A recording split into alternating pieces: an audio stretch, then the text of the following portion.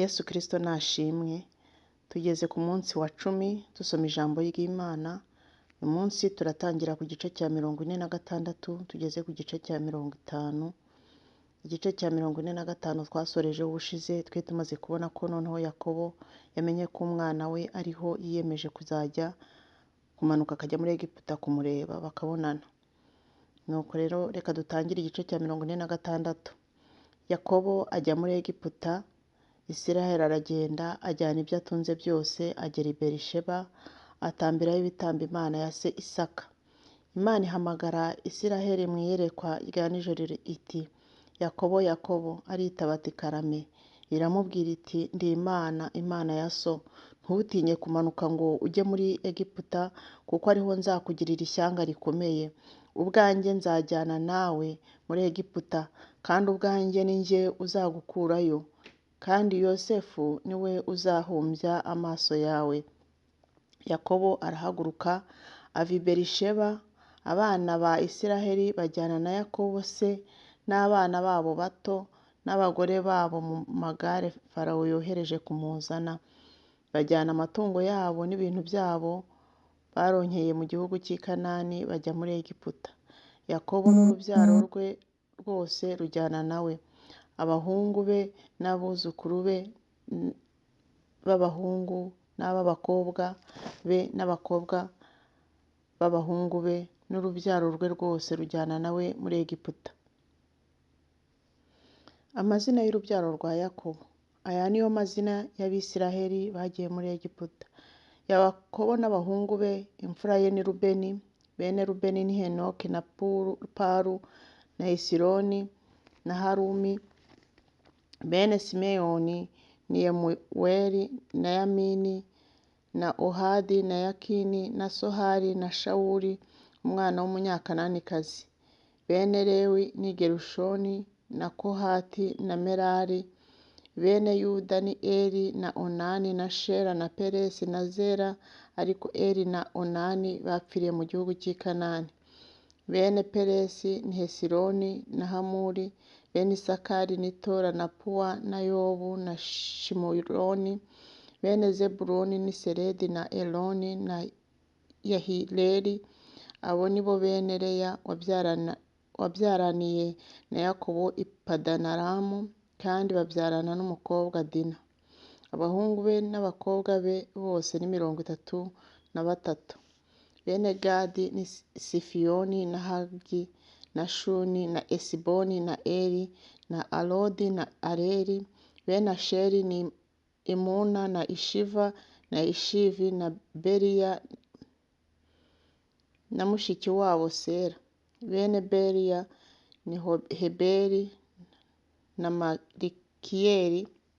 Abo ni bo bene Zirupa Labani yahaye Leya umukobwa weho indongoranyo. Abo ni bo yabyaranye na Yakobo n'abantu 16. Bene Rasheli muka Yakobo ni Yosefu na Benyamini. Yosefu yabyariye mu gihugu cya Egiputa Manase na Efurayimu, ababyarana na Asenati umukobwa wa Potifera umutambyi wo mu mudugudu wa Oni. Bene Benyamini ni Bera na Bekeri na Ashibeli na Gera na Namani na Ehi na Roshi na Mupimu na Hupimu na Arudi. Abo ni bo bene Rasheli yabyaranye na Yakobo, bose ni 14. Mwene Dani ni Hushimu. Bene Nafutali ni Yahiseri na Guni na Yeseri na Shiremu. Abo ni bo bene Biruha Labani yahaye Rasheli umukobwa we w'indongoranyo. Abo ni bo yabyaranye na Yakobo, bose ni 7. Abantu bose bajyanye na Yakobo muri Egiputa bakomotse ku rukiryi rwe, utabariyemo abakazana ba Yakobo bose bari 66. Abahungu ba Yosefu yabyariye muri Egiputa ni 2. Abantu bose b'inzu ya Yakobo bagiye muri Egiputa bari 70. Yakobo na Yosefu babonana. Yakobo atuma Yuda imbere ye kuri Yosefu ngo amuhe inzira yo kujya i Gosheni. Bagera mu gihugu cy'i Gosheni. Yozefu yitegura igare rye, arazamuka ajya gusanganira se Isirayeli i Gosheni, aramwiyereka, aramuhobera, begamiranye amajosi, arira ku ijosi rye umwanya munini. Isirayeli abwira Yozefu ati, naho napfa nibyo bizi, ubwo nkubonye nkamenya yuko ukiriho. Yozefu abwira bene se n'inzu ya se ati, ndagenda mbwire Farawo yuko bene data n'inzu ya data bari mu gihugu cy'i Kanani bansanze, kandi ko ari abashumba kuko baragira amatungo, kandi ko bazanye imikumbi yabo n'amashyo yabo n'ibyo bafite byose. Nuko Farawo nabahamagaza akababaza ati, umwuga wanyu ni umuki? Muzamusubize muti, abagaragu bawe turagira amatungo, twahereye mu buto bwacu tugeza n'ubu, twebwe ubwacu na ba sogokuruza. Muvugire mutyo kugira ngo muture mu gihugu cy'i Gosheni, kuko umushumba wese ari ikizira ku Banyegiputa. Yozefu ashyira Farawo se Yakobo. Icyo ni igice cya 47. Yozefu aragenda abwira Farawo ibyo byose ati, data na bene data n'imikumbi yabo n'amashyo yabo n'ibyo bafite byose bageze ino bavuye mu gihugu cy'i Kanani, none bari mu gihugu cy'i Gosheni. Muri bene se atoranyamo 5 abashyira Farawo. Farawo abaza bene se wa Yozefu ati, umwuga wanyu ni umuki? Basubiza Farawo bati, abagaragu bawe turabashumba, twebwe ubwacu na ba sogokuruza. Kandi babwira Farawo bati, dusuhukiye muri iki gihugu kuko abagaragu bawe twabuze ubwatsi bw'imikumbi yacu, kuko inzara ari nyinshi cyane mu gihugu cy'i Kanani. None turakwinginze, emera ko abagaragu bawe dutura mu gihugu cy'i Gosheni. Farawo abwira Yozefu ati, so na bene so baje iwawe, igihugu cya Egiputa kiri imbere yawe, ngo tuze so na bene so aharuta ahandi ubwiza, bature mu gihugu cy'i Gosheni, kandi niba uzi muri bo ba rukunyu ubagira abatahira b'inka zanjye. Yozefu yinjiza na se Yakobo amushyira Farawo. Yakobo asabira Farawo umugisha. Farawo abaza Yakobo ati, imyaka y'ubukure bwawe ni ingahe? Yakobo asubiza Farawo ati, imyaka y'uruzerero rwanjye ni 130. Iyo myaka y'ubukuru bwanjye ibaye mike na mibi ntinganya n'imyaka y'ubukuru bwa sogokuruza mu minsi y'uruzerero rwabo. Yakobo asabira Farawo umugisha maze amuva imbere. Yozefu atuza se na bene se, abaha gakondo mu gihugu cya Egiputa aharuta ahandi ubwiza, mu gihugu cy'i Ramasesi uko Farawo yategetse. Yozefu ahora agerera se na bene se n'ab'inzu ya se bose igerero uko abana babo bangana. Yozefu agura ibyo Abanyegiputa bafite byose. Nuko mu gihugu cyose ntihaba ibyo kurya kuko inzara ari nyinshi, bituma abo mu gihugu cya Egiputa n'abo mu gihugu cy'i Kanani barabishwa n'inzara. Yozefu ateranya ifeza zose zari mu gihugu cya Egiputa no mu gihugu cy'i Kanani bazanye guhahisha. Yozefu azizana mu nzu ya Farawo. Ifeza zose zishize mu gihugu cya Egiputa no mu gihugu cy'i Kanani, Abanyegiputa bose bajya kuri Yozefu bati, duhe ibyo kurya. Twapfirira iki imbere yawe ko ifeza zacu zishize? Yozefu arabasubiza ati, mutange amatungo yanyu nanjye ndabaha ibyo kurya. Muhahishishe amatungo niba mubuze ifeza.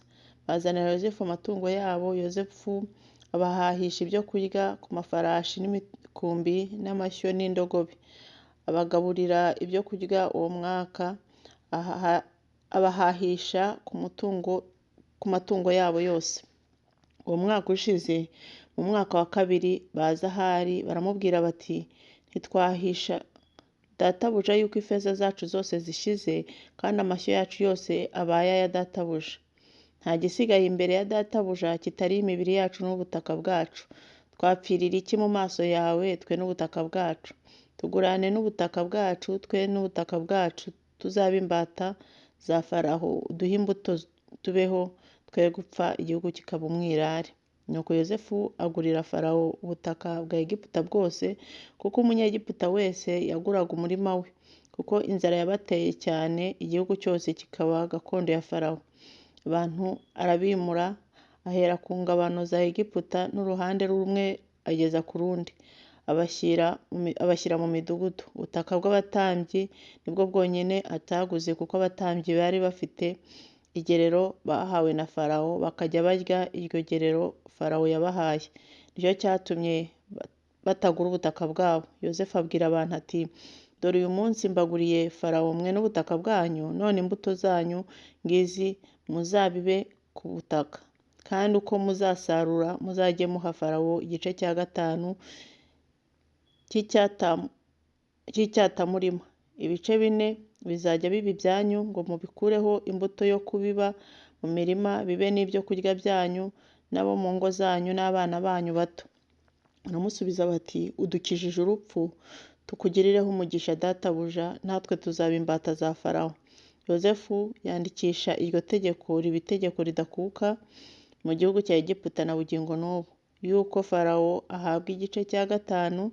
Ubutaka bw'abatambyi nibwo bwonyine butabaye ubwa Farawo.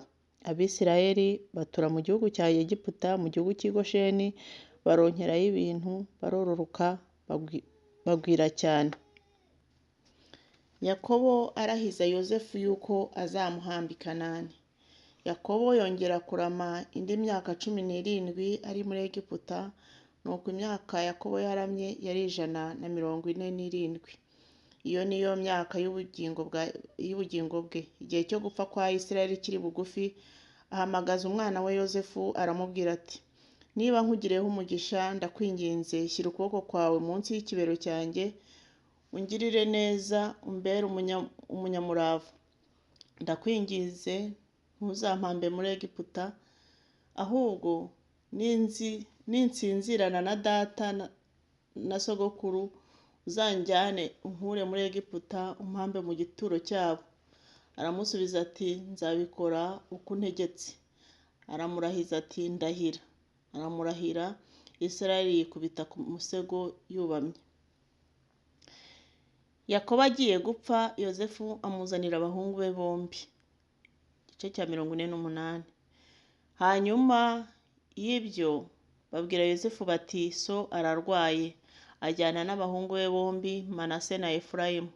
Haza umuntu abwira Yakobo ati, dore umwana wawe Yozefu araje. Isirayeli arihangana, yicara ku rutare. Yakobo abwira Yozefu ati, Imana ishobora byose yambonekereye iruzi yo mu gihugu cy'i Kanani, impa umugisha, irambwira iti, dore nzakororotsa nkugwize, nguhindure iteraniro ry'amoko, kandi nzaha urubyaro rwawe ruzakurikiraho iki gihugu kibe gakondo yarwo iteka ryose.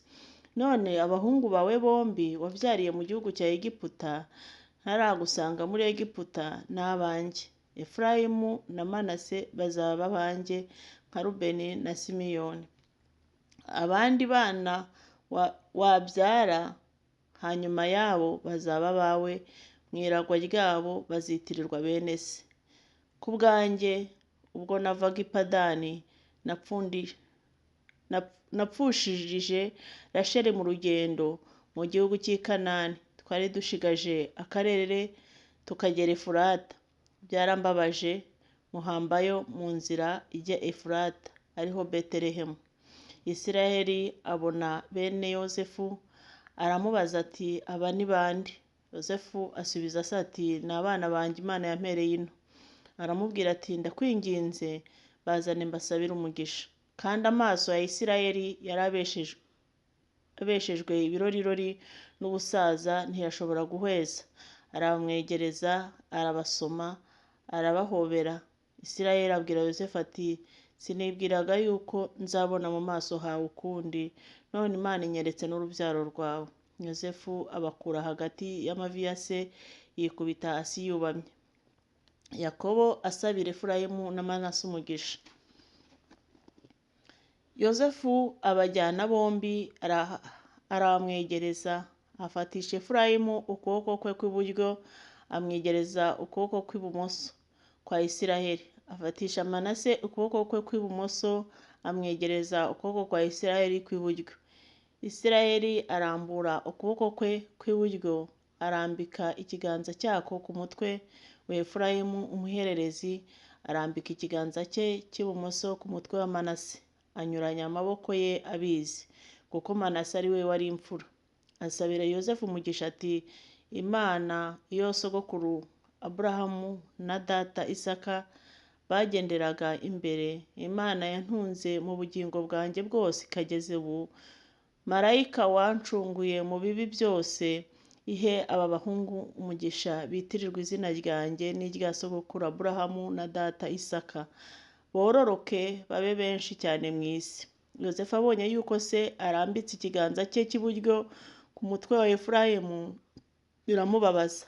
Aterura ukuboko kwa se ngo agukure ku mutwe wa Efurayimu agushyire kwa Manase. Yozefu abwira Ese ati, ntugire utyo data, uyu ni we mfura, abe ari we urambika ikiganza cyawe cy'iburyo ku mutwe.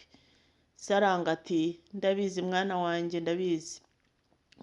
Uwo nawe azahinduka ubwoko kandi nawe azakomera, ariko murumuna we azamurusha gukomera, urubyaro rwe ruzahinduka amoko menshi. Abasabira umugisha umunsi ati, Abisiraheli bazaguhindure icyitegererezo. Iyo basabiranye umugisha bati, Imana ihindure kwa Efurayimu na Manase, abanza Efurayimu mbere ya Manase. Isirayeli abwira Yozefu ati, dore ngiye gupfa, ariko Imana izabana namwe, izabasubiza mu gihugu cya ba sekuruza banyu, kandi nguhaye mugabane umwe uruta uwa bene so, wo nanyagishije Abamori inkota yanjye n'umuheto wanjye. Yakobo ahanurira abana be ibizababaho. Igice cya 49. Yakobo ahamagaza abana be arababwira ati, nimuterane mbabwire ibizababaho mu minsi izabaho kera. Nimuterane mwumve bana ba Yakobo, mwumve Isirayeli so. Rubeni uri imfura yanjye n'imbaraga zanjye, uwo gushobora kubyara kwanjye kwatangiriyeho, urushaho icyubahiro, urushaho gukomera. Uri nk'amazi kuko adahama hamwe, ntuzabona ubutware, kuko wuriye uburiri bwa so niho wabuhumanije, yuriye inyamo yanjye. Simeyoni na Lewi ni abavandimwe, inkota zabo n'intwaro z'urugomo. Mutima wanjye ntuzajye mu nama zabo za rwihereranwa, bwiza bwanjye ntugafatanye n'iteraniro ryabo, kuko bicishije abantu uburakari bagatema ibitsi by'inka kugira ngo bimare agahinda. Uburakari bwabo buvumwe kuko bwari bwinshi, umujinya wabo uvumwe kuko wari uw'agashinyaguro. Nzabagabanya mu Bayakobo, nzabatataniriza mu Bisirayeli. Yuda, bene so bazagushima, ukuboko kwawe kuzaba ku ijosi ry'abanzi bawe, bene so bazakwikubita imbere.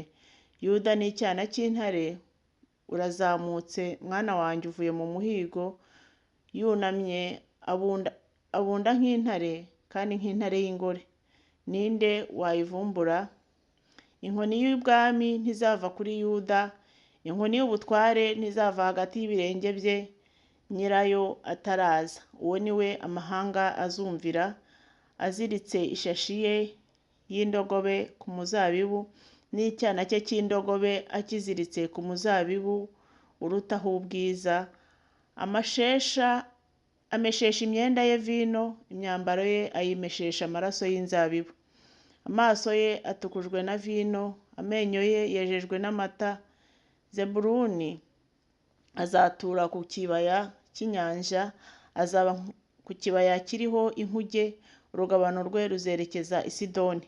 Isakari ni indogobe y'inyamaboko, iryamye hagati y'ingo z'intama. Abona aho kuruhukira ko ari heza, n'igihugu ko ari icyo kwishimiramo. Yunamishije urutugu rwe kwikorera, ahinduka umuretwa utegekwa icyati. Dani azacira abantu be imanza, ubwo ari umwe mu miryango y'Abisiraheli. Dani azaba inzoka mu nzira n'incira mu kayira, iry'ibinono by'ifarashi, uhekwa nayo akagaranzuka inyuma akagwa. Uwiteka, ntegereje agakiza kawe. Gadi, umuntu uzamutera, ariko nawe azabatera. Gadi umutwe uzamutera, ariko nawe azabatera abirukane abakurikije hafi. Kuri Asheri hazava ibyo kurya biryoha neza, azatanga ibyo kurya byiza bikwiriye abami. Nafutali ni ibuguma ry'ishya izituwe, avuga amagambo meza. Yozefu ni ishami ry'igiti cyera cyane, ishami ry'igiti cyera cyane kiri hagati y'isoko, amashami yacyo arenga inkike y'igihome. Abarashi bamugiriye iby'urwango, bamurashe imyambi y'akarengane, ariko umuheto we nturakabanguka. Amaboko ye n'intoki ze bikomezwa n'amaboko ya ntwari ya Yakobo. Niyo yakomotsweho n'umushumba, igitare cy'Abisiraheli. Ibyo byakozwe n'Imana ya so izagufasha, byakozwe n'Ishobora byose izaguha umugisha. Imigisha iva hejuru mu ijuru, n'imigisha iva mu mazi y'ikuzimu, n'imigisha yo mu mabere n'iyo mu nda. Imigisha so ahesha irenze yaheshejwe na data na sogokuru, igera ku rugabano rw'imisozi ihoraho, izaba ku mutwe wa Yozefu. Mu izingiro rye niwe mutware wa bene se. Benyamini ni isega ritanyagura, mu gitondo rirya umuhigo, nimugoroba akagabanya iminyago. Abo bose ni imiryango y'Abisirayeli uko ari 12. Ibyo ni byo se yababwiye abasabira umugisha, umuntu wese amusabira we mugisha. Yakobo ategeka abana be aho bakwiriye kuzamuhamba. Arabihanangiriza, arababwira ati, ngiye gusanga ubwoko bwanjye, muzampambe hamwe na data na sogokuru mu buvumo buri mu isambu ya Efuroni umuheti, mu buvumo buri mu isambu y'Imakipera iri imbere y'Imamure mu gihugu cy'i Kanani. Nibwo Aburahamu yaguranye n'iyo sambu kuba gakondo yo guhambamo, abuguze na Efuroni umuheti. Nibwo bahambyemo Aburahamu na Sara umugore we, nibwo bahambyemo Isaka na Rebeka umugore we, kandi nibwo nahambyemo Leya. Ya sambu n'ubuvumo buyirimo byaguzwe ku Baheti. Yakobo amaze kwihanangiriza abana be, asubiza amaguru ku rutare, umwuka urahera, asanga ubwoko bwe. Igice cya 50. Yakobo arapfa, baramwosa, bamujyana i Kanani, bamuhambayo. Yozefu yubama mu maso hasi, amuririraho, aramusoma. Yozefu ategeka abagaragu be n'abavuzi kosa se. Abo bavuzi bosa Isiraheli. Bamara iminsi 40 bakimwosa, uko niko iminsi yo koserezamo ingana. Abanyegiputa bamara iminsi 70 bamuririra. Iminsi yo kumuririra ishize, Yozefu abwira abo mu rugo rwa Farawo ati, niba mbagiriyeho umugisha, ndabinginze mubwire Farawo muti, se yamurahirije ibi, dore ngiye gupfa, mwumva nicukuriye mu gihugu cya Egiputa cy'i Kanani, aba ariho arimo uzampamba. None ngo arakwinginga azamuka ahambe se, kandi ngo azagaruka. Farawo ati, zamuka uhambe so nk'uko yakurahije. Yozefu arazamuka ajya guhamba se, ajyana n'abagaragu ba Farawo bose, abakuru bo mu rugo rwe n'abakuru bo mu gihugu cya Egiputa bose, n'abo mu rugo rwa Yozefu bose, na bene se n'abo mu rugo rwa se, abana babo bato n'imikumbi yabo n'amashyo yabo. Ibyo byonyine nibyo basize mu gihugu cy'i Gosheni. Ajyana n'amagare y'intambara n'abahetswe n'amafarashi, bagenda ari itara rinini cyane. Bagera ku mbuga y'igosorero yo muri Atadi, hari hakurya ya Yorodani. Bacurirayo umuborogo mwinshi ukomeye cyane, amaraho iminsi 7 aharirira se amwiraburiye.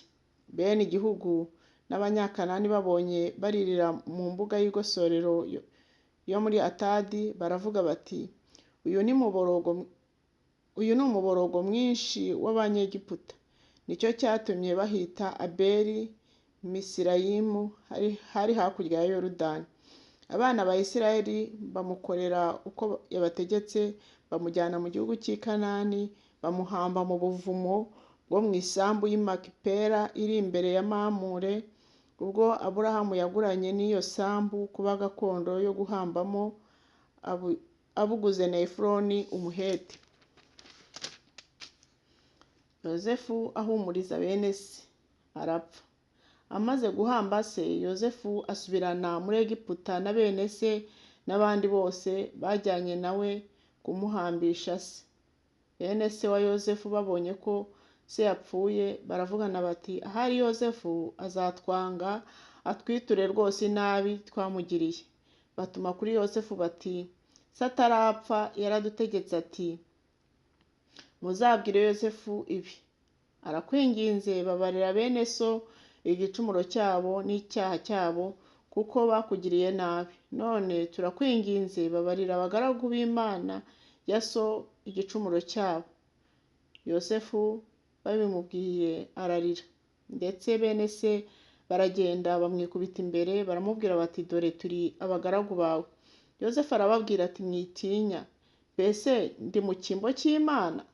Ku bwanyu mwari mushatse kungirira nabi, ariko Imana yo yashakaga kubizanisha ibyiza, kugira ngo isohoze ibi biriho none, ikize abantu benshi urupfu.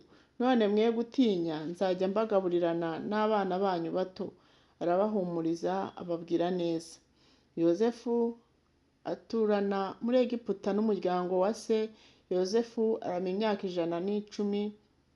Yozefu abona abuzukuru ba Efurayimu n'abana ba Makiri mwene Manase bavukiye ku mavi ya Yozefu. Yozefu abwira bene se ati, ngiye gupfa, ariko Imana ntizabura kubagenderera, ikabakura muri iki gihugu, ikabajyana mu gihugu yarahiriye Aburahamu na Isaka na Yakobo ko izabaha. Yozefu arahiza abana ba Isiraheli ati, Imana ntizabura kubagenderera, namwe muzanjyana amagufa yanjye muyakure ino. Nuko Yozefu apfa aramye imyaka 110, baramwosa bamushyirira muri Egiputa mu isanduku yo guhambamo. Imana rero itugirire neza. Dusoje igitabo cy'Itangiriro. Ni igitabo gifite ibice 50.